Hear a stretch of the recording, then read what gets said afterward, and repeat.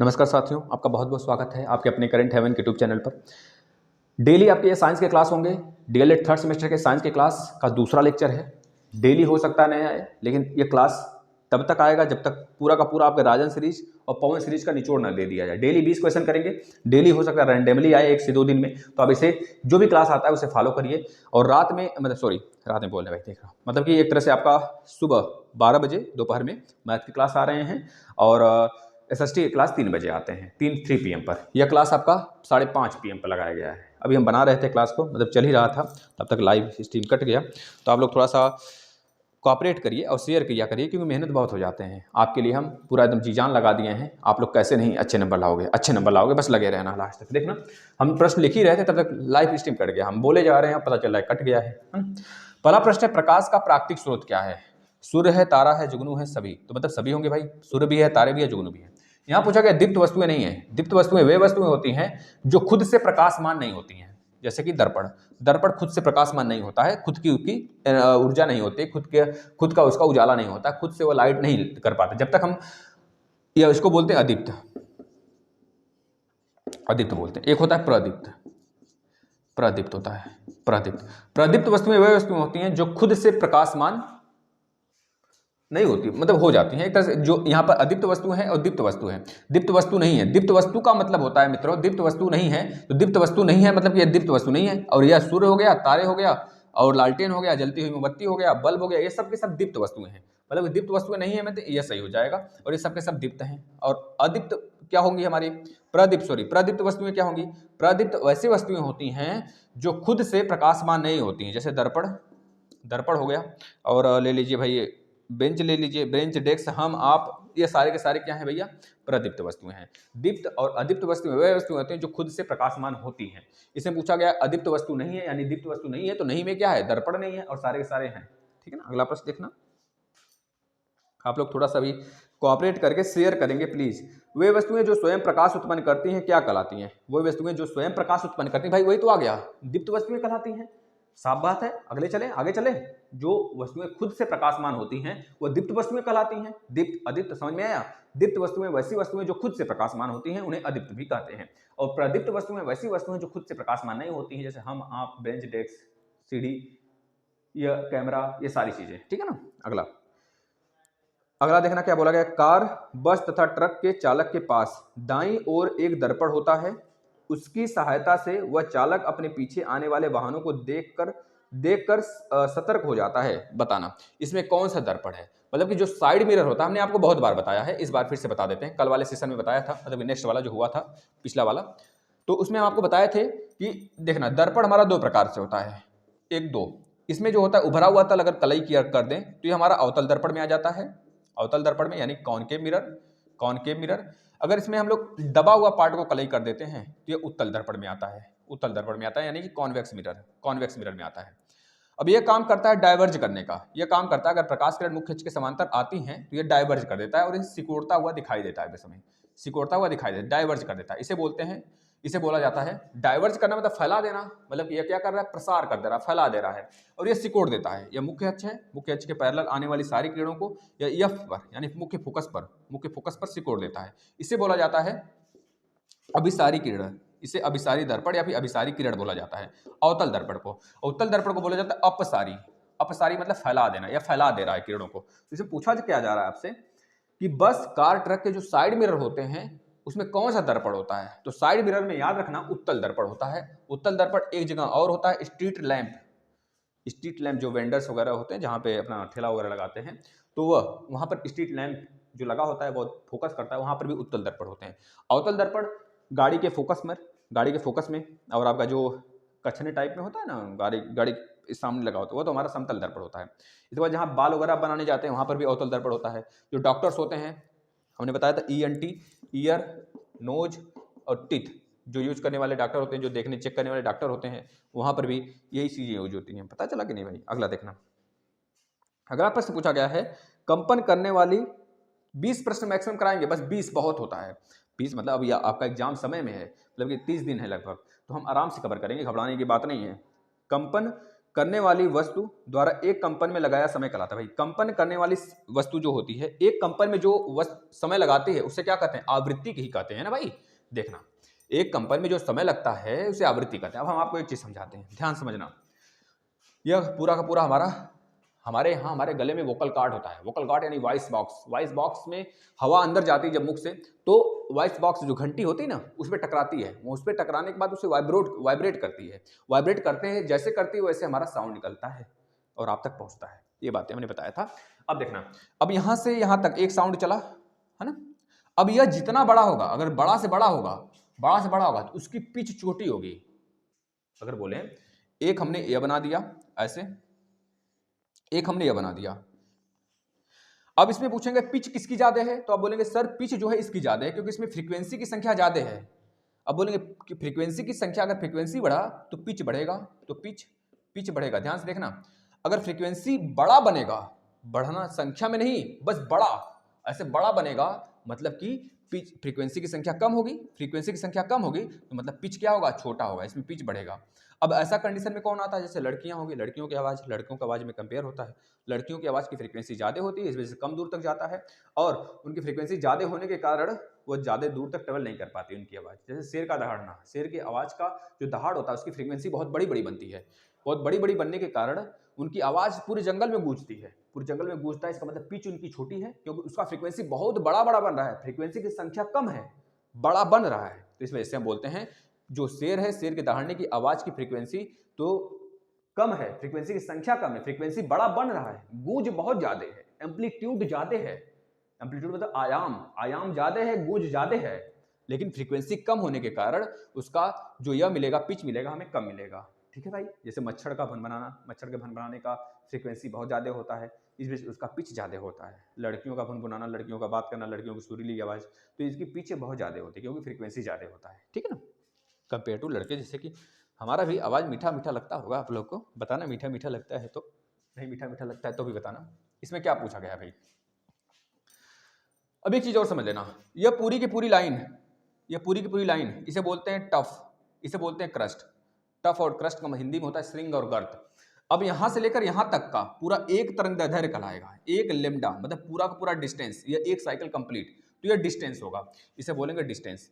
अब यह पूरा एम्पलीट्यूड होता है, इसे एम्पलीट्यूड बोलते हैं। जितना ऊंचाई पे जाएगा वो उतना एम्पलीट्यूड बड़ा बनेगा, जितना एम्पलीट्यूड बड़ा बनेगा उतनी आवाज गूंजेगी। जब आवाज गूंजेगी तो एम्पलीट्यूड बड़ा बनेगा, यह चीज है। अब एक चीज और याद रखना, हमारे कान में कोई भी आवाज कितने समय तक रहती है, तो बोल दीजिएगा 1/10 सेकंड तक रहती है। अगर बोला जाए हमारी आवाज अगर गूंज रही है, तो सामने जो दीवार है, जिस रूम में गूंज रहा है, उस रूम में दीवार हमसे कितने दूर रहना चाहिए, परावर्तक पृष्ठ हमसे कितने दूर रहना चाहिए कि हमारी आवाज गूंजेगी? कम से कम कितनी दूर रहनी चाहिए? तो बता देंगे 17 सेंटीमीटर, कम से कम 17 सेंटीमीटर दूर रहना चाहिए, यह बात है। ठीक है भाई। और अगर मैक्सिमम की अगर बात करें, आवाज हमारे कान में किसी आवाज की जो सुन गुण होती है कितने समय तक हमारे कान में रहती है, तो 1/10 सेकंड तक रहती है। ये बात भी आप याद रख लेना भाई। 17 कहीं कहीं आपको मिलेगा 16.9, है ना, तो यह चीज याद रखना। इसमें क्या पूछा गया था हमसे? कंपन करने वाली वस्तु द्वारा एक कंपन में लगा समय कहलाता है। एक कंपन में जो लगा समय होता है, देखना T बराबर होता है 1/f। तो एक कंपन में लगा समय मतलब कि F बराबर क्या होगा? 1/T। अगर फ्रीक्वेंसी बढ़ेगी तो आवर्तकाल घटेगा। ठीक है, अगर आवर्तकाल बढ़ेगा, एक मिनट, फ्रीक्वेंसी बढ़ेगी तो आवर्तकाल घटेगा, ये सही बात है भाई, क्योंकि डायरेक्टली प्रोपोर्शनल आवर्तकाल घटेगा। जब आवर्तकाल बढ़ेगा तो फ्रीक्वेंसी घटेगी। इसका मतलब इसे क्या करेंगे? ए पूरा का पूरा समय क्या कहलाएगा? आवर्तकाल कहलाएगा, आवर्तकाल कहलाएगा। एक फ्रीक्वेंसी कंप्लीट आवर्तकाल कहलाएगा। ठीक है भाई। अगला देखना, वस्तुओं में ध्वनि उत्पन्न करने की कितनी विधियां होती हैं? भाई ये तो बता दिया गया था आपको, 3-4 विधियां होती है। उसमें दिया गया ऑप्शन ए में घात से रगड़ने पर, आघात से रगड़ने पर, ऑप्शन बी दिया है फूंक मारने से, ऑप्शन सी दिया है तारों को खींचकर छोड़ने से। भाई सब में आवाज निकलेगा, तो इसका मतलब सभी सही है। बस आप सुनते चलो, आपको बहुत सारी चीजें याद हो जाएंगी। अब अगर आप लिखना चाहते हो तो भैया हम कैसे क्या बताएं, बताना। बस आप अगर समझना चाहते हैं तो हम समझाने के लिए तैयार हैं। और आपका हम बस अगर आप डेली इस सेशन को सुन रहे हैं सिर्फ कान से, तो आपकी सारी चीजें तैयार होंगी। लिखना है तो स्टॉप करके लिख लीजिए, कहीं मेहनत तो करना पड़ेगा भाई। विज्ञान और प्रौद्योगिकी का संबंध होता है, विज्ञान और प्रौद्योगिकी का संबंध है, इसके लिए हम आपको ऑप्शन देते हैं। ऑप्शन नंबर ए ले लीजिएगा, सामान्य संबंध है, सामान्य संबंध है। ऑप्शन नंबर बी ले लीजिएगा, घनिष्ठ संबंध है, घनिष्ठ संबंध है। अभी बहुविकल्पी चल रहा है, बहुविकल्पी खत्म हो जाएगा तो हम आ जाएंगे भैया किस पर, अति लघु उत्तरी पर आ जाएंगे। अति अल्प संबंध है, बताइएगा। बोला गया है विज्ञान और प्रौद्योगिकी का संबंध है। प्रौद्योगिकी का मतलब हमारा आयात निर्यात महाराज।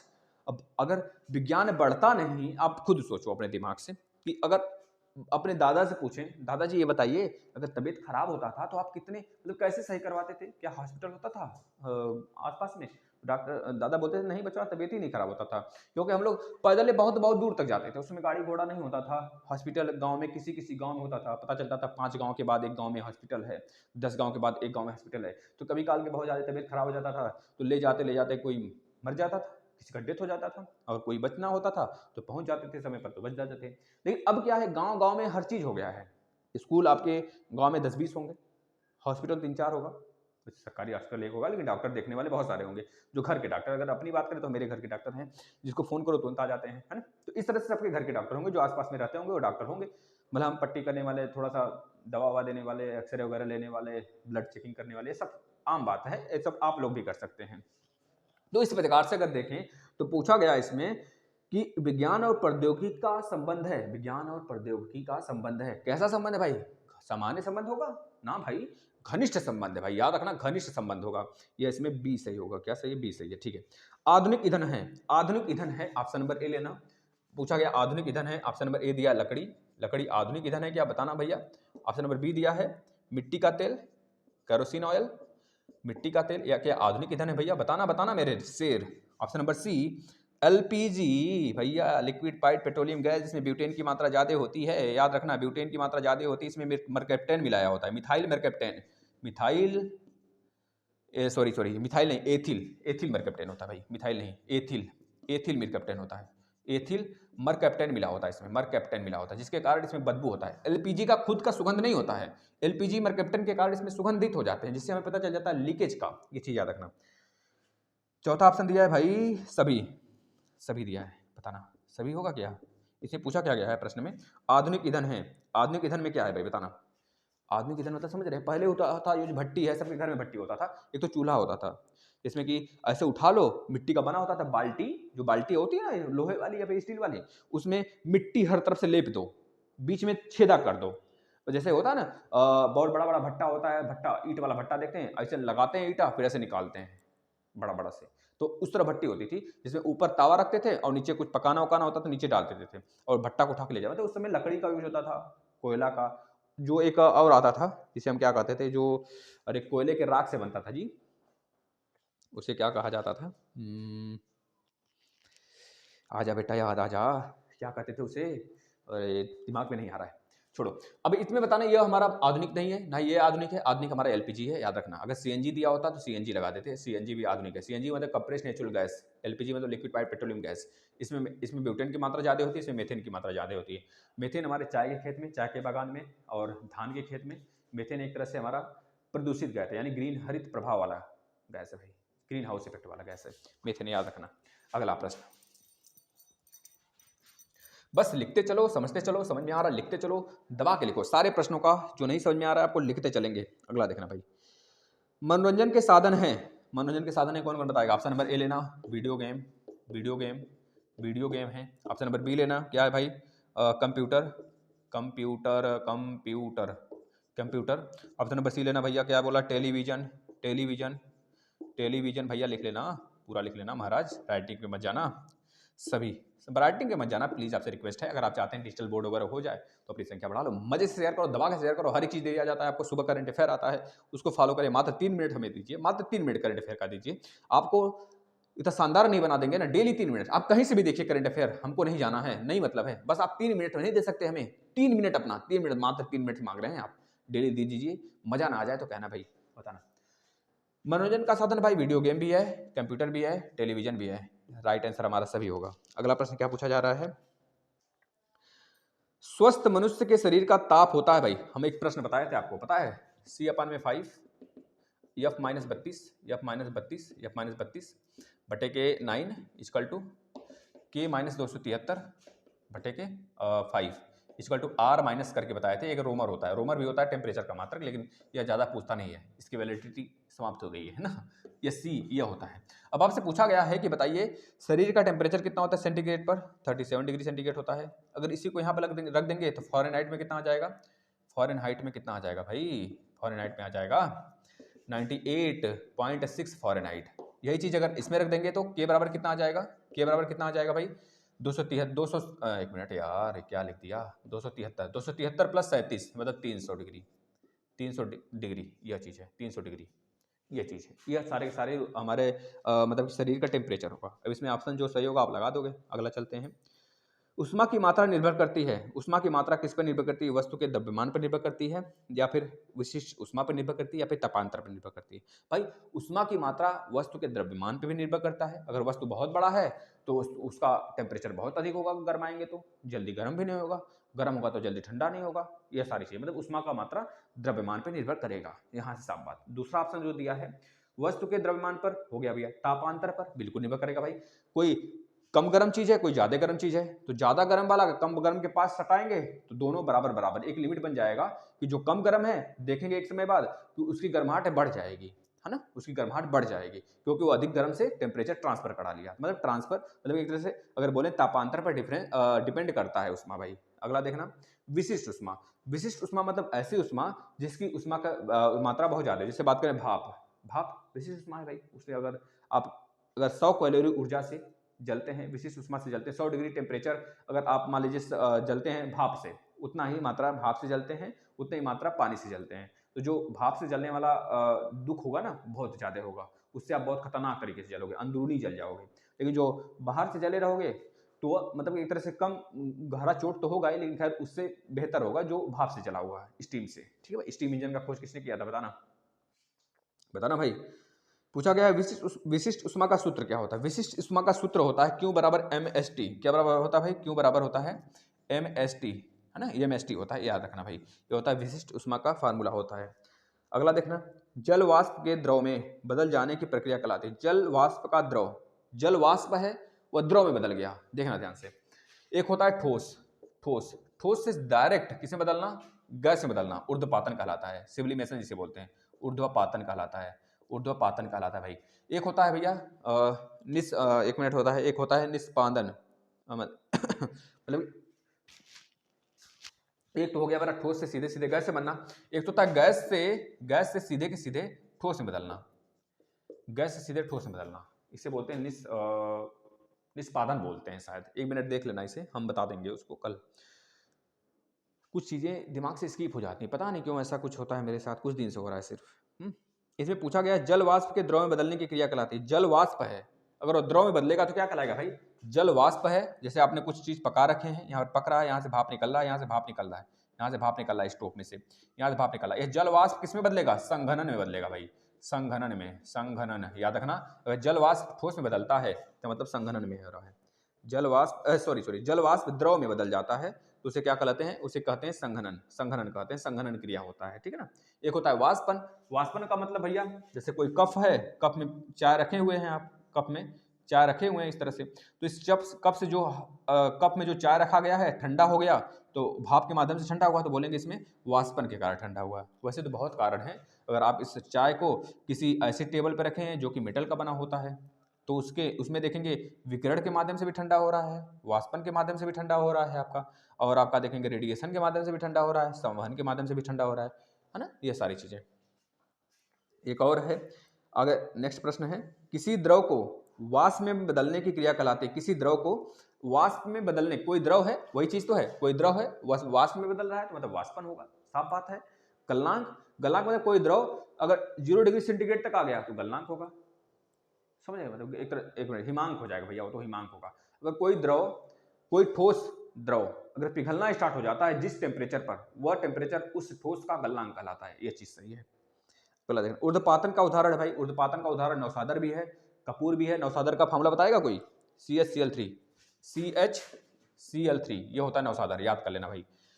CaO क्या होता है, CaO कैल्शियम ऑक्साइड होता है। यह क्या होता है भाई, CaO का मतलब होता है अनबुझा चूना, कैल्शियम ऑक्साइड। एक होता है बुझा हुआ चूना, एक मिनट, बुझा हुआ चूना क्या होता है भाई, CaHCO3 ये होता है, CaHCO3 होता है। एक होता है भाई आपका sodium sodium bicarbonate, sodium carbonate, Na2CO3, Na2CO3 होता है सोडियम कार्बोनेट। सोडियम कार्बोनेट क्या होता है भाई? सोडियम कार्बोनेट होता है जो कि हम लोग भुर्रा साबुन होता है ना, वो होता है, उसको यूज करते हैं, इसको बोलता है सोडियम कार्बोनेट।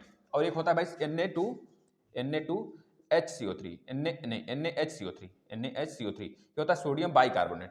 सोडियम बाइकार्बोनेट वो होता है जो हम सोडा खाते हैं ना घर में, जिसमें गुलाब जामुन वगैरह बनाने में, ये होता है।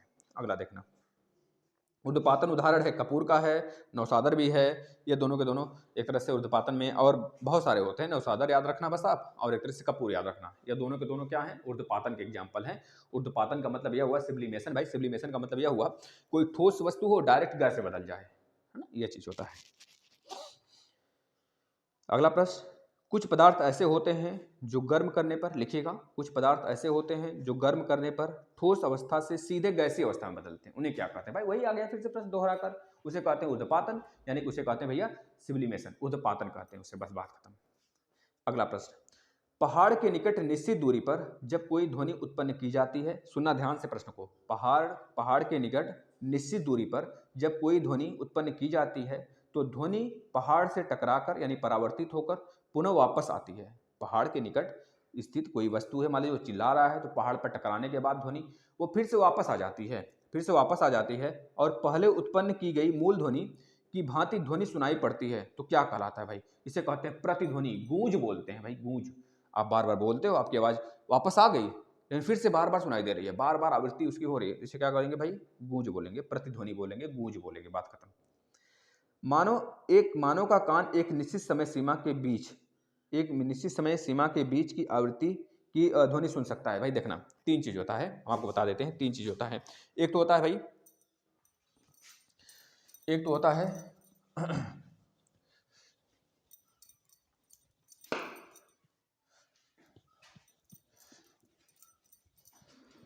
सोनिक, होता है सोनिक। एक तो होता है ऑडिबल साउंड। एक होता है सुपरसोनिक होता है। जो सोनिक होता है वह 0 से लेकर 20 हर्ट्ज तक होता है, 20 हर्ट्ज तक होता है, 0 से ऊपर तक होता है, 0 से 20 हर्ट्ज तक होता है। और जो ऑडिबल होता है जो मनुष्य सुन सकते हैं, जो सोनिक होता है इसे हम केवल कहते हैं चूहे सुन सकते हैं, राइनासोर्स यानी गैंडे सुन सकते हैं, है ना, ये सारे लोग जो जमीनी स्तर के होते हैं वह सुन सकते हैं, जो कि जमीनी का वेव वगैरह निकलता है, अर्थक्वेक वगैरह, तो वो लोग बता देते हैं, दौड़ने भागने लगते हैं। एक मिनट रुकना, यस। आगे देखना, ऑडिबल की बात करें, ऑडिबल साउंड वह साउंड होते हैं जो कि मानव द्वारा सुने जाते हैं, यानी कि 20 हर्ट्ज से लेकर 20 किलो हर्ट्ज तक, 20 किलो हर्ट्ज तक। यह कहीं कहीं आपको दिखेगा 20 हर्ट्ज से लेकर 20,000 हर्ट्ज, तो वही है 20 किलो बोलिए चाहे 20,000 हर्ट्ज बोलिए। और जो सुपरसोनिक होता है 20 किलो हर्ट्ज से ऊपर वाला साउंड होता है, उसे सुपरसोनिक बोलते हैं, जो कि वायुयान वगैरह के लिए होते हैं, जो कि आपके मछलियां होती हैं, वेल मछलियां होती हैं समुद्र में 20-20 किलोमीटर तक अपनी आवाज़ को छोड़ देती हैं एक दूसरे तक पहुंचाने के लिए, यह होता है। आगे क्या बोला जा रहा है भाई, आगे देखना, बीओडी यानी बायोलॉजिकल ऑक्सीजन डिमांड द्वारा होता है। बायोलॉजिकल बीओडी द्वारा क्या होता है? बीओडी द्वारा क्या होता है? जल प्रदूषण का मापन होता है, याद रखेंगे, बीओडी बायोलॉजिकल ऑक्सीजन डिमांड द्वारा हम क्या करते हैं? मतलब कि एक तरह से जल में कितने प्रदूषण घुले हुए हैं इसका मापन करते हैं, फिर जल में ऑक्सीजन का मापन, ऑक्सीजन कितना है इसका मापन करते हैं, ठीक है ना, यह चीज। ग्लोबल वार्मिंग का अर्थ है मतलब कि हमारा अर्थ गर्म हो जाना, समझ रहे कि नहीं, अर्थ का गर्माहट। अगर देखना है ग्लोबल वार्मिंग का पूरा एक लेक्चर, तो आप कहां देखोगे?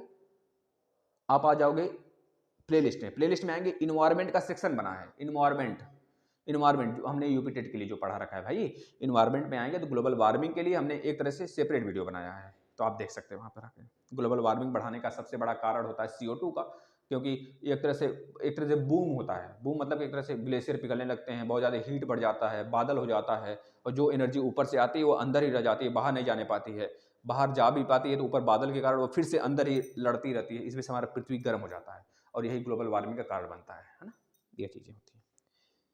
इसके बाद भाई ग्लोबल वार्मिंग के कारण अगर बोला गया है तो आपको पता है दक्षिणी ध्रुव जो आपका अटलांटिक महासागर है, अटलांटिक महासागर बोले भाई, अटलांटिक द्वीप, अंटार्कटिका द्वीप जो है वहाँ पर अगर ऊपर देखेंगे तो छेद भी हो गया है ना, तो वो पूछा जा सकता है, तो आप बता देंगे किस महाद्वीप में छेद है, अंटार्कटिका महाद्वीप पर। आर्कटिक नहीं, अंटार्कटिका महाद्वीप।